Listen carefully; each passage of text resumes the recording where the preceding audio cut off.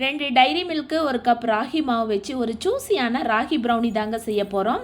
இதுக்கு சாக்லேட் கூட கொஞ்சமாக பட்டர் ஆட் பண்ணி மெல்ட் பண்ணி எடுத்து வச்சுக்கலாம். ரெண்டாவது ஸ்டெப் பார்த்தீங்கன்னா ராகி மாவை கொஞ்சமாக ட்ரை ரோஸ்ட் பண்ணி எடுத்துக்கலாம். அடுத்து ஒரு பவுலில் 2 முட்டை கூட 1 கப் சுகர் சேர்த்து கட்டி இல்லாமல் மிக்ஸ் பண்ணிக்கலாங்க. இது கூட மெல்ட் பண்ண சாக்லேட் சிரப்பையும் சேர்த்து எல்லாத்தையுமே நல்லா மிக்ஸ் பண்ணிக்கலாம். ட்ரை ரோஸ்ட் பண்ண ராகி மாவையும் இவங்க கூட சேர்த்து அதுக்கப்புறம் கொஞ்சமாக cocoa powder, baking salt, baking சோடாங்க இதையும் நல்லா ஃபில்டர் பண்ணி எடுத்துக்கலாம்.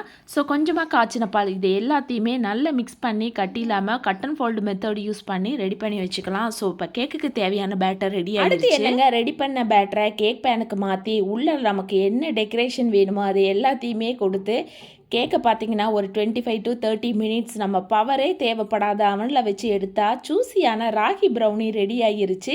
இந்த ப்ரௌனி பார்த்தீங்கன்னா கூல் ஆகிறதுக்குள்ளேயே என்னோடய பசங்க விரலை விட்டு டேஸ்ட் பார்த்துருக்காங்கன்னா பார்த்துக்கோங்களேன்.